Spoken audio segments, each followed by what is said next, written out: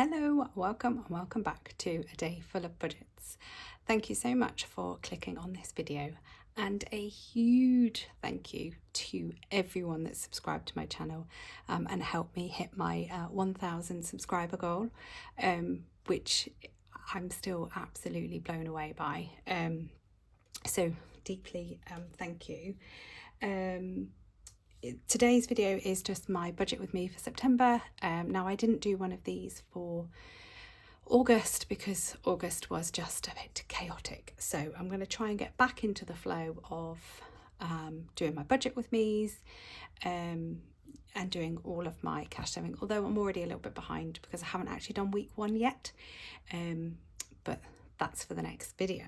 So let's get started with this. I've got my little pen. It says dream big, definitely. So I'm hoping I'm not on the wonk and you can see this, fingers crossed. Okay, so I am running a 5-week September. Probably not the best time to run a 5-week, but it is what it is. So I'll run from the 26th of August right through until the 29th of September. So as the weeks go, it's week 35 to 39, and our total income is going to be £8,430.97. We've got £25 that's left over from last month. I didn't really close it out properly. I'm not even sure if that number's right, but we're just going to roll with it anyway. And then we've got bits of income from me, so you've got 360, 300, 510, 60, and then 1,750. I'm employed and self-employed, so in this last week we'll have a section of that is my employed monthly pay, and the rest is when I anticipate to be paid for some of the work that I've been done.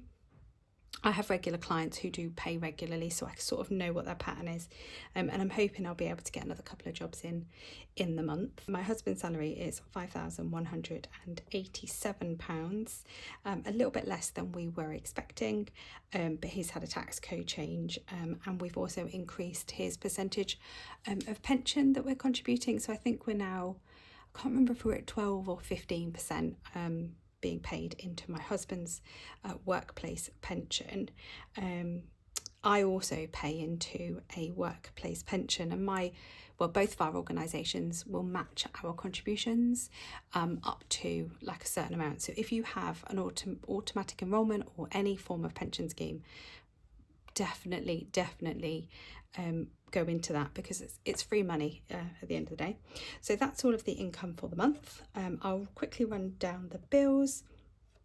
So we've got water at 88, it's 41 actually, not 45. And we've got TV licence at 13.25. We've got some critical illness covers, 23.63, 36.65. Vet plan 17.50. Phones is £50, and that is for all 5 of us to have SIM only deals. Home insurance at £28.99. That will go back to being annually. We paid it monthly because it worked out cheaper randomly. Our Octopus, which is gas and electric, has actually come down, so we're now paying £180 a month, which is great. Mortgage is £1,165. That will be higher next month because we're in the process of our new mortgage.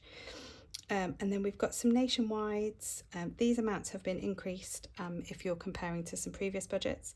So we've got a 45 and a 30. I've got some business expenses at 44.40. I've got council tax at 274. Life insurance for me 9.95. Spotify 19.99. Our TV, broadband, sports, movies, all of those things, 82.68 with Virgin. Another saver account for £40. Business expense at 180. The electric car at 522.24. The connectivity for the car is 9.99. And then we have gone back to saving £300 a month from our salary. Now, if you've been following my journey for a while, you'll know that last year I think maybe up until February or March time, we were saving £300 a month. Our bank offers a regular savings rate of 7% if you pay in up to £300 a month. So we've retaken out one of those, and we've decided to make the most of the 7% before the interest rates on savings start to drop. But where we are putting this money is going to go into our 10k and our 100 envelope challenge, because for me, they just weren't building quick enough. I wasn't putting the amount of cash into the binders and the challenges that I really wanted to. So this kind of forces us to save that money before I even think about savings challenges. So this is coming as a standing order. It's actually on the first of the month. I just haven't switched it around in the spreadsheet. So we are going to save that £300 every month. Now I'm still going to do my challenges in my binders, and sort of top up those challenges. But for the whole, that's how they're going to be funded. It will save us, £3,600 over the year, and then we'll get a good amount of interest on that as well. So that's the plan, and we are just going to have to incorporate into our budget because they are the savings goals that we have and we want to meet. So then we've got Apple at £2.99 and Legal & General is a life insurance at £24.70. So I didn't do that in order of the weeks that they're coming out. The weeks is more for me so I can monitor my cash flow, so when I'll know when I maybe need to stuff a little bit later, if depending on the dates and things, so I can manage where all the monies are.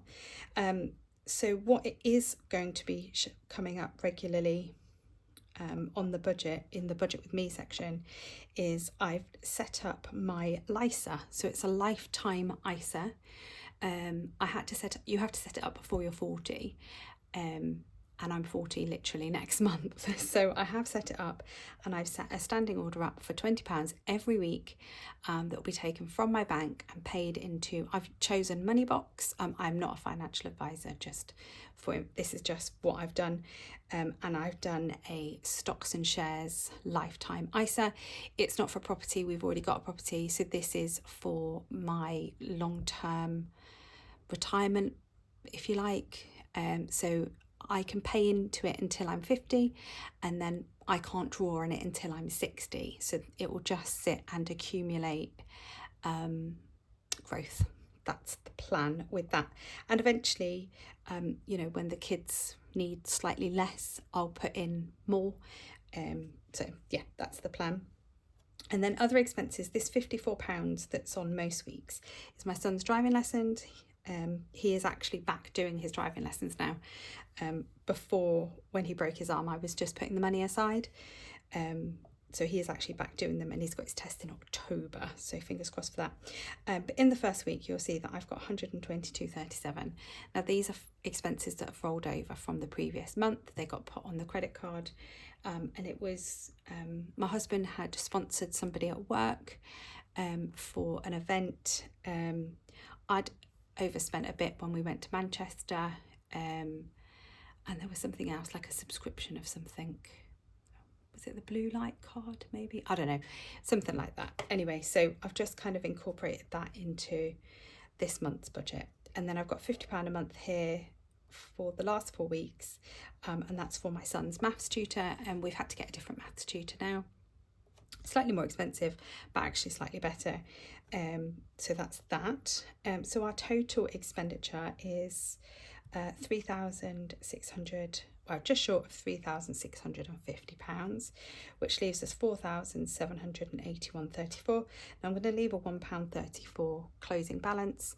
I always get to close to a zero as I can, and the rest is going to go into sinking funds. So now I will show you what those sinking funds look like. Here we go. So there's a lot more spaces on this one than there normally is, and that's just because it's 5 weeks, so it doesn't quite stretch to everything I'd want to do for the full 5 weeks, but that's okay. We've just prioritised sort of what we need for the month. So normally I have a highlighter. Where is my highlighter? There we go. Right. So I have my ideals. So to work out my ideals, I look at how much I would need in each category for a whole year. And then I break it down into 52 weeks. I need to do this again because I think, you know, things change and life's shifted slightly. So some are more than they need to be and some are probably less than they should be. So I definitely need to look at those again. But when I'm going to get the kids back to school first and then I might look at it. So food, we put 135 aside every week. I put 120 into the bank and then I put £15 in cash, and that's for any kind of overspend. Most of the time I try and save it, put it into savings challenges. But fuel, this month actually I'm only going to put £20 a week in, and I'm going to try and see if we can use less there, because I'm not going to be doing as many long journeys as I have been doing, so I'm hoping £100 for the month will be fine. Family fun is £25 a week. My self-care, I haven't given myself any money for the first week because I did overspend when I went to Manchester, so I'm totally fine with that. Money for us is £10 a week. School is £15 a week. Clothes is £20 a week.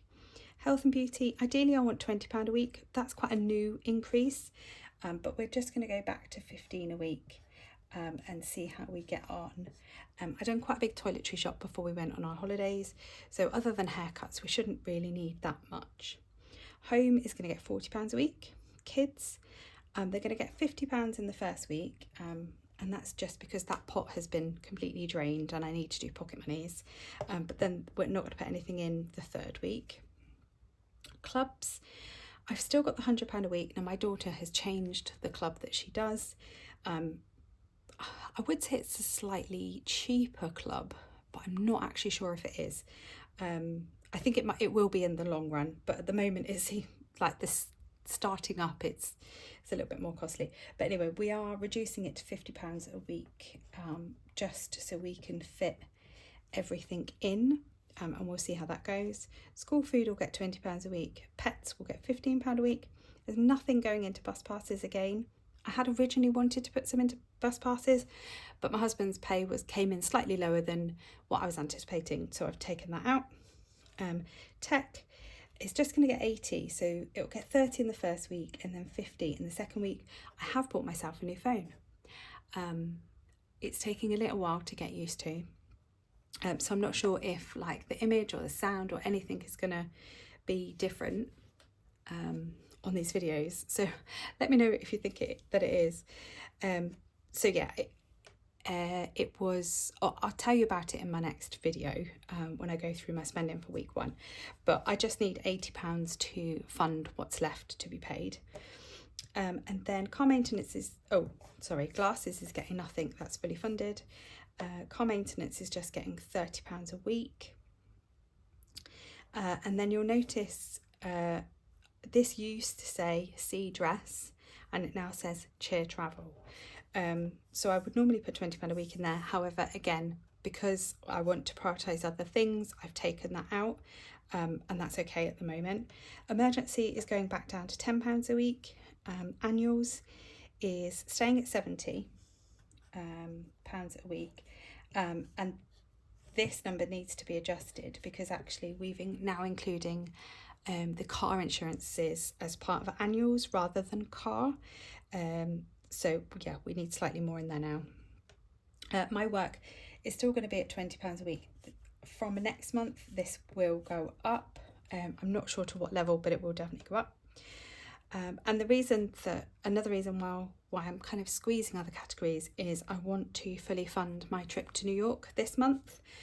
So I'm going to be putting £200 a week into that trip. So that's £1,000 that's going into holidays. And then family annuals has gone back down to £60 a week. We were putting in 80, but it's gone back down to 60, and that's fine. My husband's self-care is 15 a week. And then I am still running my investments alongside my lifetime ISA. So I have a stocks and shares ISA with Trading 212. I have been dabbling in, I've been learning about the power of compound interest and the power of time in a stocks and shares ISA account. And I can't believe that I've never done this sooner. If anybody's worried about stocks and shares, there's so many YouTubers out there who are so great at explaining these things. Damien Talks Money is one that I follow a lot, and he's got some great advice on investments. It's not advice because he's not a financial advisor, but he talks a lot about it.